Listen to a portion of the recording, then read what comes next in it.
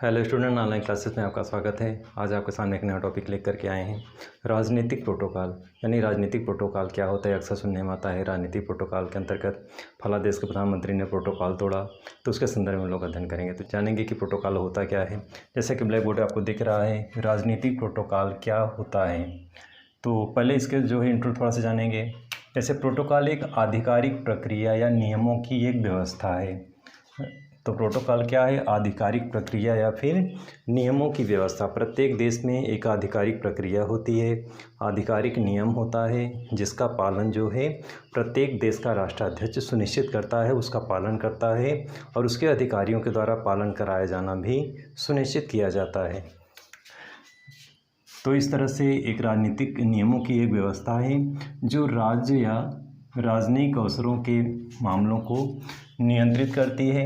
बिल्कुल सरल भाषा में कहा जाए तो कुछ नियम और कानून को प्रोटोकॉल कहा जाता है। जैसे किसी देश के प्रधानमंत्री किसी देश के राजा से मिलना हुआ, उठना बैठना हुआ, बोलना हुआ, चलना फिरना हुआ, राजा की सुरक्षा हुआ, ये सभी परंपरागत स्वरूप जो है बन जाते हैं और ये धीरे धीरे क्या बन जाते हैं?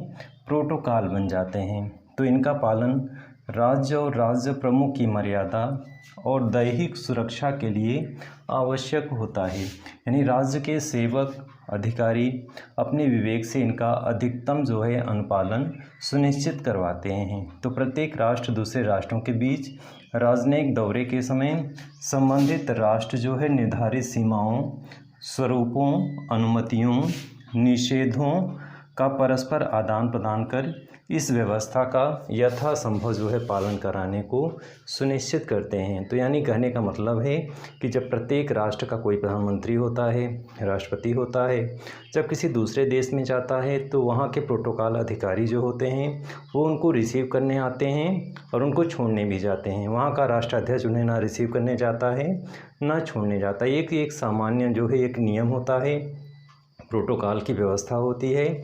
और कभी कभी विशेष परिस्थितियों में जैसा कि आप देखते हैं कि अक्सर सुनने में आता है कि प्रधानमंत्री मोदी जी ने जो है प्रोटोकॉल को तोड़ा। तो समय समय पे प्रोटोकॉल तोड़े जाते हैं, प्रधानमंत्री भारत के प्रधानमंत्री के द्वारा भी या फिर अन्य राष्ट्रों के राष्ट्रपति या प्रधानमंत्री के द्वारा भी। अभी अगली कड़ी में हम लोग चर्चा करेंगे क्या प्रोटोकॉल तोड़ना से कोई सज़ा मिलती है। तो ऐसा कुछ नहीं है, प्रोटोकॉल तोड़ा जाता है अक्सर। प्रोटोकॉल से कोई आधिकारिक रूप से इस तरह की कोई व्यवस्था नहीं है कि प्रोटोकॉल अगर कोई तोड़ दिया तो उसे सज़ा मिलेगी। हाँ, प्रोटोकॉल से जो है कुछ स्थितियों का पता चलता है। जैसे किसी देश का प्रधानमंत्री है या राष्ट्रपति है, जब अपने देश के प्रधानमंत्री किसी दूसरे देश में जाते हैं तो कोई अगर प्रधानमंत्री प्रोटोकॉल तोड़ करके उन्हें रिसीव करने आता है या फिर उन्हें छोड़ने भी आता है तो ऐसे कंडीशन में ज्ञात होता है कि दोनों देशों के राजनयिक संबंध कैसे हैं, मधुर हैं, मजबूत हैं या फिर केवल एक औपचारिक है। वहीं दूसरे देश का कोई प्रधानमंत्री जब जाता है तो वही राष्ट्रपति या प्रधानमंत्री उन्हें रिसीव करने नहीं आता, ना ही छोड़ने आता है। तो प्रोटोकॉल तोड़ने से ये भी आभास होता है, ये भी ज्ञात होता है कि दो देशों के मध्य संबंध कितना मधुर और मजबूत है। अगली कड़ी में भारत के प्रधानमंत्री ने कई बार जो है प्रोटोकॉल को तोड़ा भी है। जैसा आप जानते हैं कि प्रोटोकॉल तोड़ने से सज़ा तो नहीं मिलती, लेकिन प्रोटोकॉल तोड़ने से दो देशों के मध्य संबंधों का ज़रूर पता चलता है कि दो देशों के संबंध कितने मजबूत हैं, कितने प्रगाढ़ हैं। अगर कोई प्रधानमंत्री किसी देश का भारत के प्रधानमंत्री को रिसीव करने आ रहा है, छोड़ने भी आ रहा है, तो इससे पता चलता है कि वो भारत के साथ उसका संबंध कैसे है। वो वही राष्ट्रपति, वही प्रधानमंत्री जब किसी अन्य देश का कोई प्रधानमंत्री या राष्ट्रपति जाता है तो उन्हें छोड़ने या रिसीव करने नहीं जाता, तो इससे क्या ज्ञात होता है कि भारत के साथ उसका संबंध कितना मजबूत है। तो इसी तरह से प्रोटोकॉल तोड़ने से कोई सज़ा तो नहीं मिलती, लेकिन दो देशों के संबंधों के बारे में ज़रूर जानकारी प्राप्त होती है। अब इसी क्रम में हम लोग अध्ययन करेंगे कुछ भारत के प्रधानमंत्री मोदी जी द्वारा प्रोटोकॉल कब कब तोड़ा गया। जैसा कि आप जानते हैं 25 जनवरी 2015 को गणतंत्र दिवस के अवसर पर तो अमेरिका के राष्ट्रपति जो थे ओबामा, उनको रिसीव करने के लिए प्रधानमंत्री मोदी स्वयं गए थे। तो वहाँ पे भी उन्होंने ये प्रोटोकॉल तोड़ा था। अगली कड़ी में 14 जनवरी 2018 को इजराइल के पूर्व प्रधानमंत्री नेतन्याहू का स्वागत करने प्रधानमंत्री एयरपोर्ट गए थे। तो इस टाइम में भी उन्होंने इस प्रोटोकॉल को तोड़ा था। 26 जनवरी 2019 को भाषण के बाद जनता को अभिवादन करने के लिए उन्होंने अपने एसपीजी सुरक्षा घेरा को तोड़ करके जनता का अभिवादन किया और कुछ दूरी तक पैदल चला उन्होंने। तो इस टाइम में भी उन्होंने जो है प्रोटोकॉल तोड़ा था। तो प्रोटोकॉल तोड़ने के कोई सज़ा तो नहीं है। भारत के प्रधानमंत्री कई बार प्रोटोकॉल तोड़े हैं, हालांकि इसका खामियाजा भी कभी कभी भुगतना पड़ता है।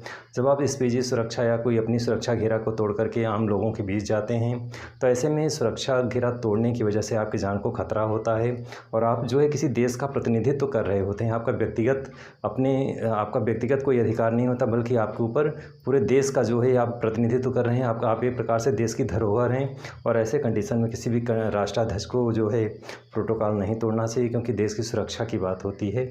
तो ऐसे कंडीशन में प्रोटोकॉल का पालन या अनुपालन करना अधिकारियों को भी सुनिश्चित करना चाहिए और प्रधानमंत्री को भी सामान्य स्थितियों में प्रोटोकॉल को नहीं तोड़ना चाहिए। तो डियर स्टूडेंट, इस तरह से वीडियो में आपने प्रोटोकॉल के संदर्भ में अध्ययन किया। प्रोटोकॉल क्या होता है, प्रधानमंत्री कैसे प्रोटोकॉल को तोड़ते हैं, क्या प्रोटोकॉल तोड़ने से कोई सज़ा मिलती है, प्रोटोकॉल से क्या समझ में आता है, प्रोटोकॉल कब प्रधानमंत्री मोदी जी ने तोड़ा, इन सभी बिंदुओं पे आपने अध्ययन किया। तो आज आपने इस वीडियो के माध्यम से प्रोटोकॉल के संदर्भ में अध्ययन किया। प्रोटोकॉल क्या होता है, प्रोटोकॉल के क्या मायने होते हैं, क्या नियम होता है, क्या व्यवस्थाएं होती हैं जो किसी भी राष्ट्राध्यक्ष के लिए उसका अनुपालन करना सुनिश्चित करना ज़रूरी होता है।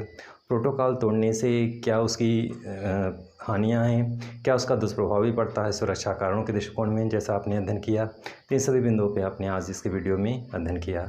अगले फिर से कोई नए वीडियो में नए विषय वस्तु फिर से प्रस्तुत होंगे। तब तक के लिए धन्यवाद।